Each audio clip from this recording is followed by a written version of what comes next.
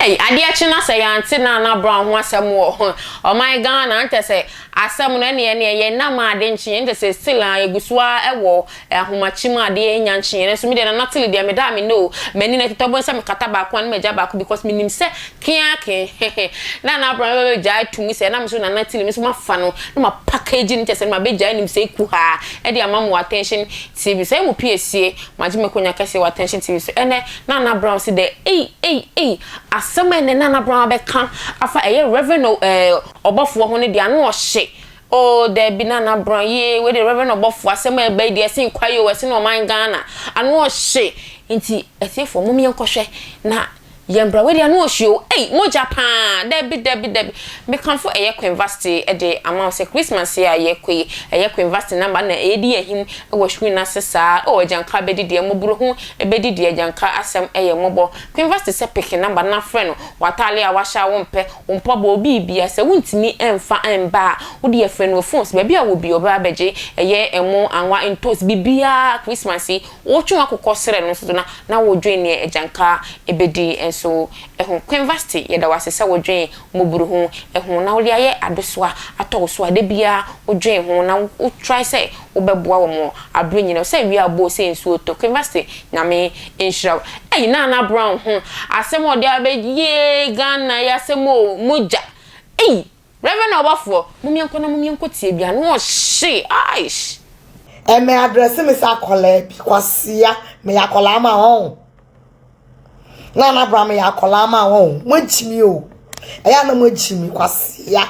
wo sikedo ne na abonte wo ne na mabonte apiane sofo apia ene opa mo be hia wa powder ayo ho se bodan fo mu hia wo chi ugina wo aboa udi agranse me be kan ebeju nsem me John Odefu say wine no boy me hu ni din boda odi picture che na odi so shegu ni so a ne hu nane ne hu ro boy na go to ka mana kra no atumu no odi videos na ma ye dada o enjimi hu what enjimi hu kwasia wo ba papa na aware no oba wa ese pitapori a ye twa ne sui oba wa ese balu e hu ni oba ben kuma wudi twaye a amanfo edi ye kwasia sanse di ba jimi for hey man fa wudi agra be junsem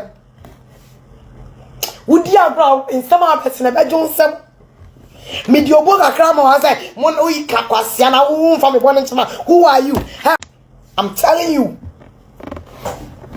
I'm just being cool for you what bodam ma wudi ene mo kwasia sem ko bi sakra da say problem boy to me wudi agra obaje pow sagra de jimi wo beje pow kwasia bisopili mi Santiago echiri kwan ye nka so ye nwe so de mojina wa na mu gawe na move first hey ye slow but sure it's not a joke blood is not mejina camera mu na kasa gbegbe I see it ye sir but I'm telling you you're very dangerous.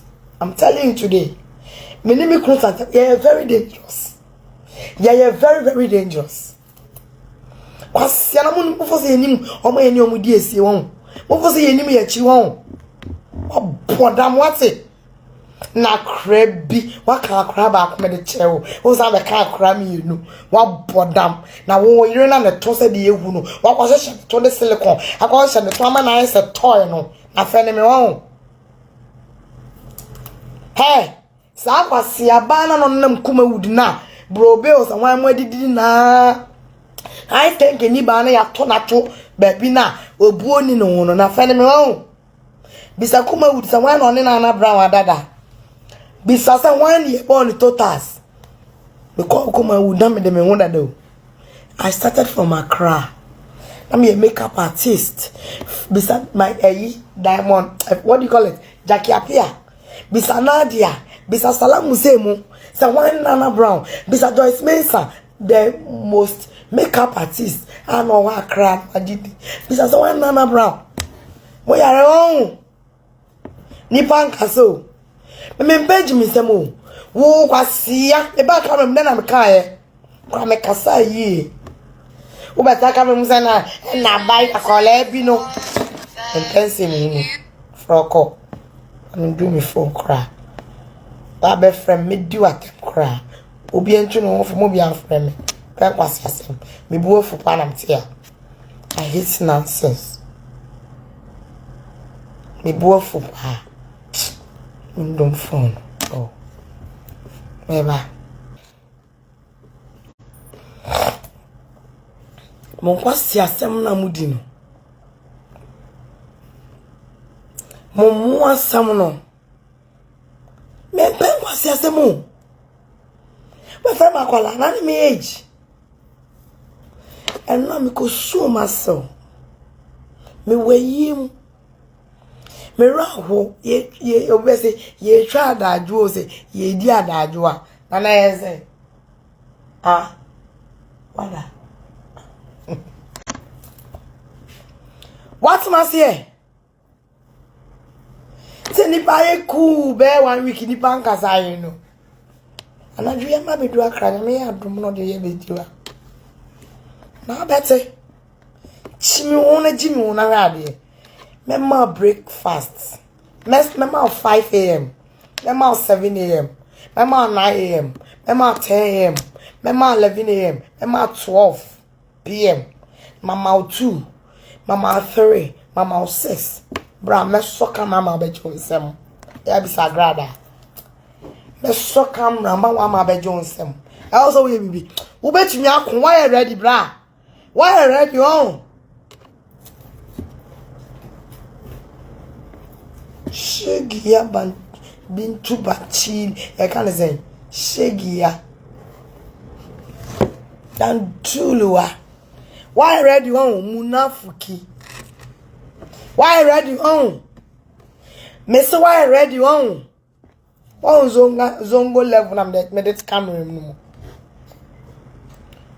One zongo level na me det camera mu no. Why ready on? Bet chonsam. Ebe Johnson. I say Miss Robio. Na me Miss Robi da hon. Abraham Miss Ro. Debio. What's my beka wan as I say. Despite ayini nyina. Despite obi aboa. Des ka bi anka dem. Nana.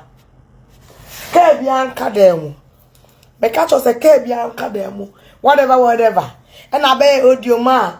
Abaiwa we ya wakwa ni chefenisen Aisha Modi sab me ube dele mo sunsum na bram bisa ofre me sunsum me ba ya na omoya de share me sam makwa ba e de ba attention TV so Naana Brown wasi reverend obofo e dey onu moja ye serious so okunipa no san no moja nse ne ma ne ma no piepie no e pa se no de ye ne ma anu o hye we di anu o den Hun baby a obekọ ene obi abetisu anam afa ni baby a obesom